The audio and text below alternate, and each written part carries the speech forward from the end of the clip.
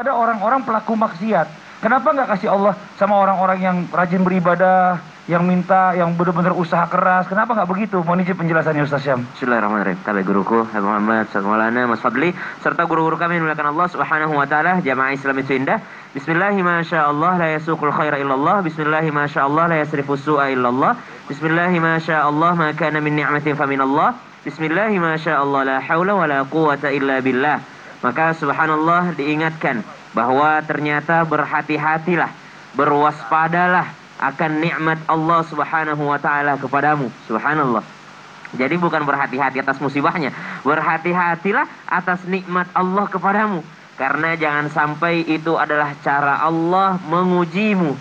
Jadi ada ujian dalam kekayaan, ada ujian dalam harta yang diberikan Allah Subhanahu wa taala kepada kita. Sehingga Allah berfirman, "Sanastadrijuhum min haitsu la ya'lamun." Sehingga Ibnu Athaillah mengatakan, hati-hati akan nikmat Allah kepadamu karena bisa jadi itu ujian untukmu, karena Allah berfirman, "Sanastadrijuhum min haitsu la ya'lamun." Sehingga diangsur sesuatu kepadamu, ujian itu diangsur kepadamu sehingga engkau tidak mengetahuinya. Ternyata ada kata atau ada istilah yang disebut dengan istidraj. Istidraj dari kata daraj yang berarti adalah angsuran. Angsuran nikmat Allah Subhanahu wa taala. Bisa juga berarti anak tangga. Anak tangga yakni bertingkat-tingkatnya nikmat Allah Subhanahu wa taala. Senantiasa bertambah nikmat Allah Subhanahu wa taala. Mungkin awal-awal masih bersyukur, lama-kelamaan udah kurang bersyukur, sampai tinggi sudah tidak bersyukur sama sekali. Akhirnya sudah meninggalkan kesalehannya. Maka ini yang disebut dengan istidraj, nikmat Allah Subhanahu wa taala kepada orang-orang yang mungkin secara zahirnya tidak taat kepada Allah Subhanahu wa taala. Namun kalau mendengar pembahasan seperti ini, jangan kita alihkan kepada orang lain. Wah, tetangga saya banget itu Ustaz. Wah, saudara saya banget itu Ustaz. Makin soleh, makin tidak soleh, makin kaya. Tidak pernah sholat tapi dikasih kekayaan. Jangan, tapi arahkan kepada kita. Kita melihat nikmat Allah kepada diri kita, jangan sampai kita lah yang kena istidraj ini. Subhanallah. Ada lagi yang bilangin, oh dia kaya. Oh pasti dukunnya 7 orang.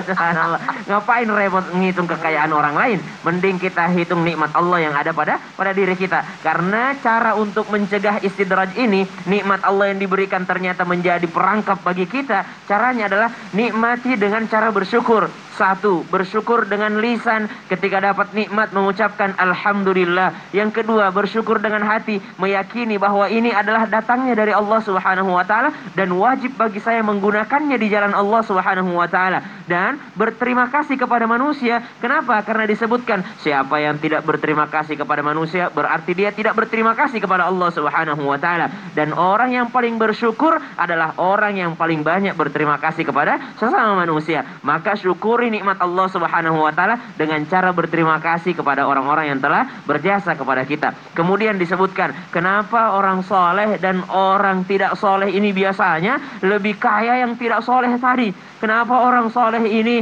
justru tidak diberikan kekayaan oleh Allah Subhanahu wa taala? Itu membuktikan bahwa Allah lah yang maha pemberi rezeki.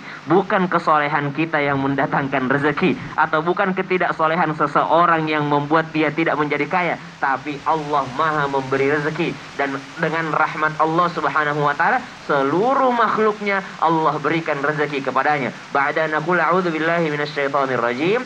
وَمَا مِن دَابَّةٍ فِي الْأَرْضِ إِلَّا عَلَى اللَّهِ رِزْقُهَا وَيَعْلَمُ مُسْتَقَرَّهَا وَمُسْتَوْدَعَهَا.